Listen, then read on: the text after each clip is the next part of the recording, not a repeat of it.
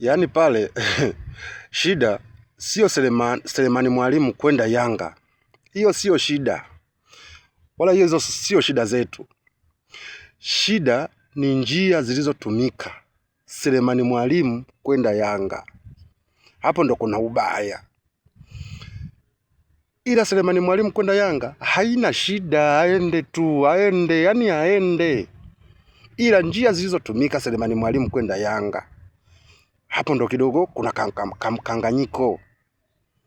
Viongozi wa Simba hapo tunaonekana sisi ni wanyonge. Yaani mtu anachukuliwa kambini kivipi?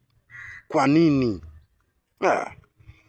Yaani hapo Yanga wametufanyia umafia sana. Yaani wametufanyia umafia, yaani roho mbaya. Yaani ubaya ubwela wameufanya Yanga. Wametufanyia sisi wenye ubaya ubwela wenyewe. Yanga. Mimi shida yangu sio Selemani Mwalimu kwenda Yanga. Hiyo sio shida yangu kabisa. Ila ameendaje? Mmeshamchukulia chumba, analala, amekula chakula cha usiku, si cha jioni, si cha nini, lakini watu wamekuja wamemchukua hapo hapo kambini.